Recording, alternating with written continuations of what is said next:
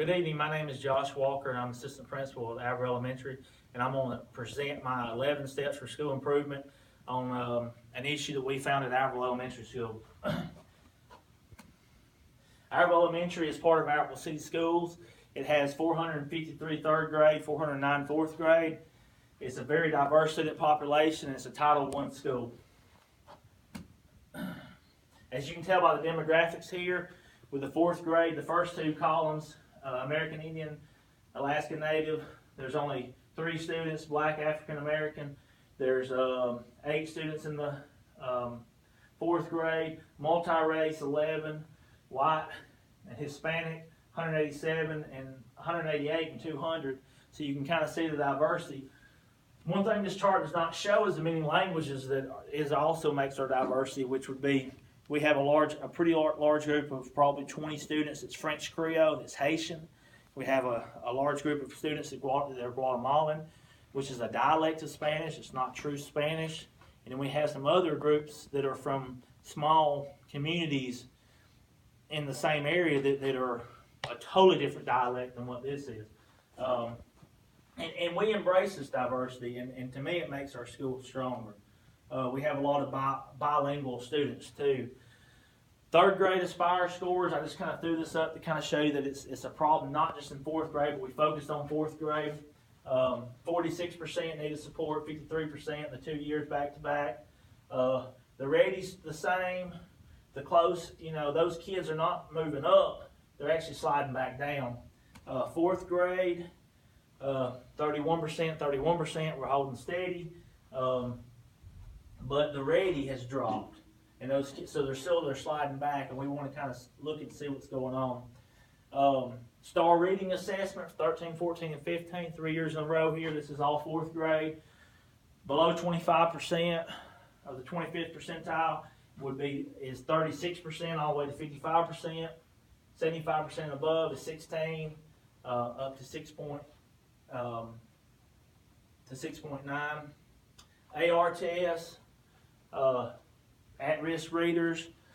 As you can tell from second grade to fourth grade, it is dropping, but 41% is still not where we want to be.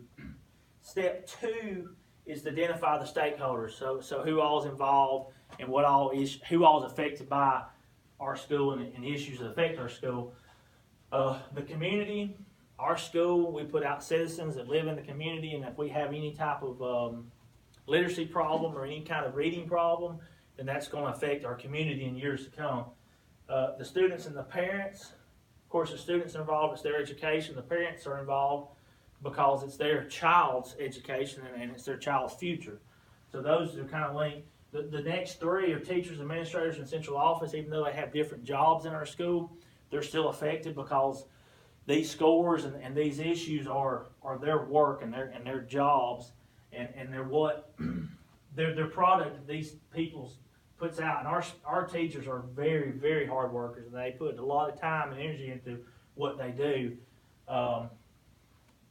Step 3 is select a representatives committee to address the problem.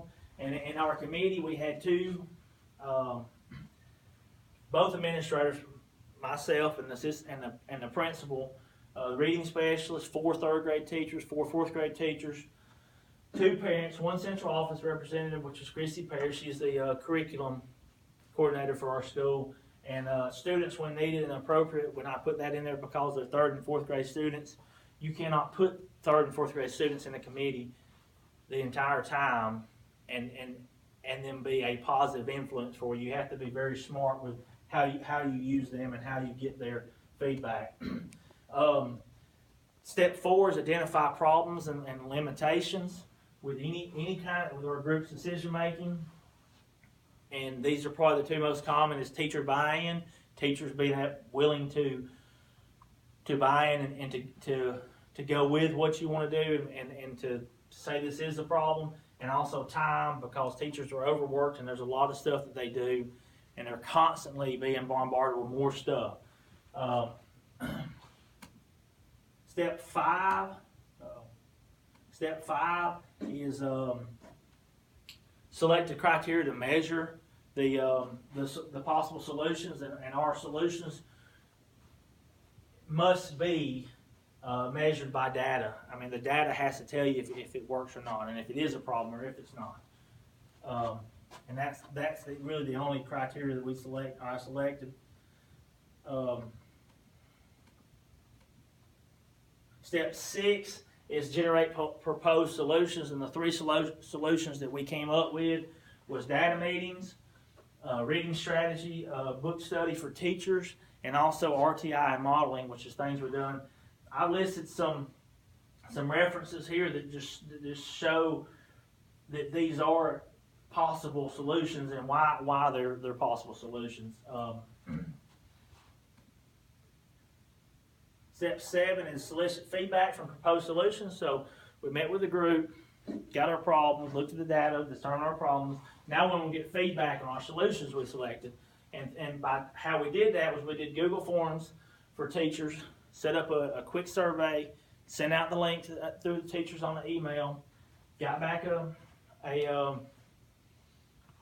the results on a spreadsheet. We also did a Google form similar to this and posted on our website for our parents to be able to go to the website and put fill out the survey. And we had to poke and prod some parents to get some more of them to be able to do that. And then we talked with students one-on-one in classrooms and just interviewed the students to get their feedback on the possible solutions. Positive feedback for all 3 solutions from all the stakeholders. They liked all the ideals and all 3 of the solutions. We had 13 teachers, 2 central office, and even 1 board member reply back. We had 13 parents responded to our surveys. And we made a decision. Step 8 is make a decision on proposed solution. The team decided to implement all 3 of the solutions. We had positive feedbacks on all 3, so we went with it. We used the feedback from the survey, discussions, and conversations that the group had while we were meeting to decide this. We had positive feedback, so like I said, it was easy to implement. Step 9, implement the solution. Data meetings, we held them monthly, and on the data meetings, we looked at mainly Aspire and Aspire periodics results. Aspire at the beginning of the year, and then the Aspire periodic would take 3 times a year. Held monthly on a monthly meeting basis, and they included the 2 administrators, the reading specialist, the math instructional coach, and also the classroom teachers in groups of 8 or 10 based on their planning time. Book study, we used text-dependent questions, a pathway to close and critical reading. Had the teachers read it. 4 meetings, lasted 3 hours each, and we provided subs for the teachers. The book study of all those was to me the easiest bang for your buck. Provide the subs, pay for the books, and there's PD right there. Put the experts together, let them have conversation, allow them to have conversations, and you'll see a lot of growth. And I think it worked really, really well. We also had a restaurant a mile or 2 down the road, and one morning we let the group go and actually leave the school. And if you want to see some elementary teachers get excited, tell them they can leave for a couple hours, and it's okay. And they left and went down there, and we provided drinks and Cokes, and they bought breakfast while they were down there, and they came back and had their drinks with their straws and was excited. It was really, really good. Modeling RTI intervention teachers, we had a 3rd grade reading teacher, a 4th grade reading teacher, and 1 math intervention teacher. And we also looked at modeling and things like that. Administrators and reading specialists will help guide. And what that really means is that we monitored that. We went in for observations in classrooms, and we looked at the modeling and made sure the teachers were doing that, and that's something they were using. And if we had somebody who was struggling, we may put an expert teacher, somebody who's doing it really well, with somebody who's struggling with it. And we also use reading specialists to go in and work with those teachers. Step 10 is evaluate the implementations, so see what's going on and what's worked and what didn't work. Aspire periodic test 3 times a year, and Aspire test at the end of the year we should get those back pretty soon, and we're kind of excited to see what kind of changes, what kind of improvement that we have made from this. We also did teacher surveys again on Google Forms, sent them out to see what, after we'd done it, we had good feedback before, but see what we had at the end of it. Step 10, modify and adjust the implementation. I'm sorry, step 11 is modify and adjust the implementation. Monthly faculty meetings with the implementation plan is a topic of conversation. So when you do your monthly faculty meetings on Wednesdays, we just had conversations and we brought it up and allowed time for discussion, for positive discussion, to kind of see what was going good, what was going bad.